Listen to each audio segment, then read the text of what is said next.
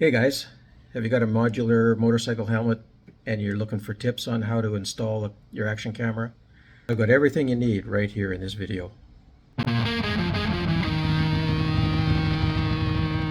What I use is an HJC i100 and it's a 180-degree modular helmet flip. So the chin guard goes all the way around to the back.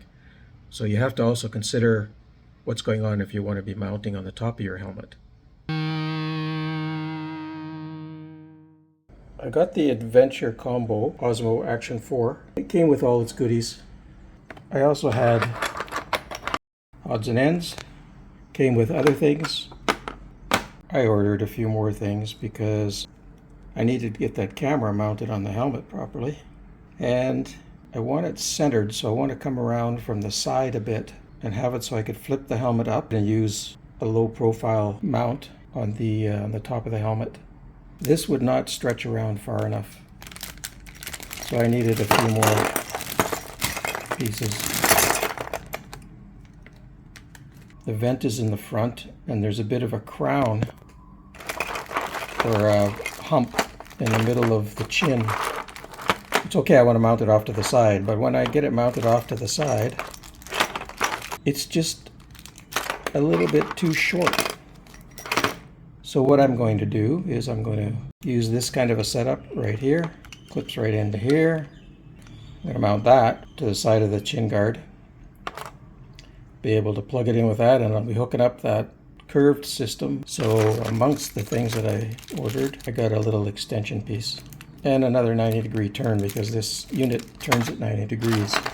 So that rotates it to make it vertical instead of horizontal, or whichever.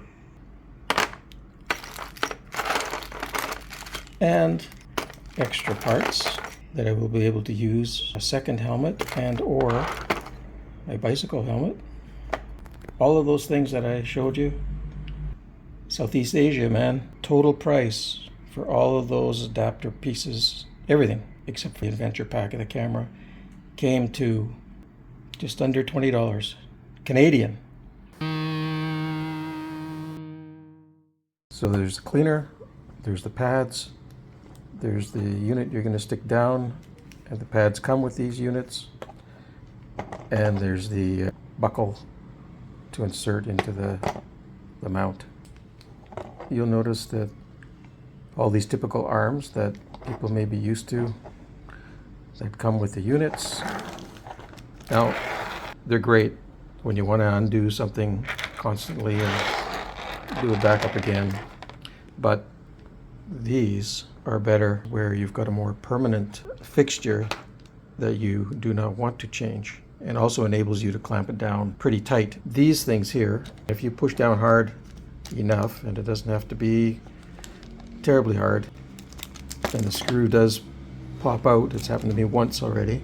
These little bolts you can get at any hardware store that sells bolts are the same thread, and they're perfect.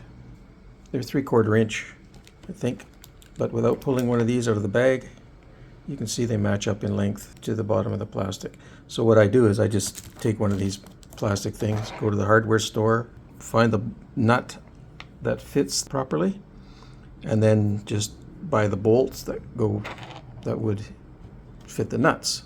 If you're going to buy a handful of these things, you might want to buy some nuts to go with them.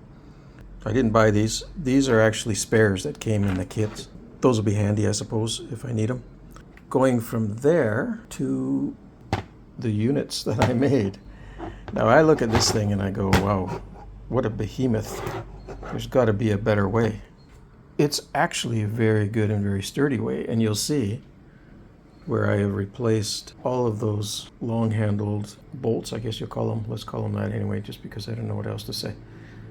So I've replaced all of those in permanent positions, and as you can see, they fit absolutely perfectly. And I put them in here to lock these things in position, so when I unclamp this and reclamp it, I'm not going to have to mess around with angles right up into the magnetic mount. Who knows when I want to take that on and off. I've actually bought 3 extras, but I still use the standard bolt. So these trim the profile considerably. When I first put it together, and when you first put it together, you'll be using the regular handles, and you start to see how in places like this at corners You've got to have them sticking out below your chin or out to the side, and it could be in the way. Because if you have these turned around, you're going to have the handles butting into each other. And actually, if you only have one of them turned around and have a handle go this way and the other handle go that way, it still interferes here. So for right angles and whatnot, if it's going to be a permanent setting, you know, and you don't need it to not be a permanent setting if you bought enough of these connectors. Have you seen my pile of connectors? And this one is for the top of the helmet. And when the helmet flips up over the top of the helmet, actually easily clears this little plastic mount. And then I can take the camera, remove it from the chin mount just by popping the magnetic connection, and then move it over to this mount. Pop this mount into the top of the helmet. These are so convenient. Right, so let's take a look at the helmet on the front. So you can see the button to raise the chin guard, but what you can also see is the design on the front is very, very varied. And it doesn't really allow for just a standard mount. There is a company that manufactures these kind of clips, these kind of mounts for all kinds of action cameras. But I didn't want to pay 25 or 30 bucks for a little piece of plastic because there's a very simple solution if you've got the patience. So you can see also there's the air vent on the front. I want that open here because it's tropical weather and it's hot all the time. The chin guard flips over the helmet and there's no clearance until you get to about here, halfway through the top vent. So I mounted this clip behind that. When you bring the chin guard up, it easily clears that spot, but it won't clear it by much. So you can't mount anything higher, and then you just pop this mount into here with the camera on top, and it works great. Gives you a slight view of the top of the helmet for perspective. It's very cool when you're riding. So here we are back at the chin, and this is where I've put the second mount, for the main mount really. So I've popped the mounting gizmo in place, and it swings around, and you'll see it goes up in front of the visor partially.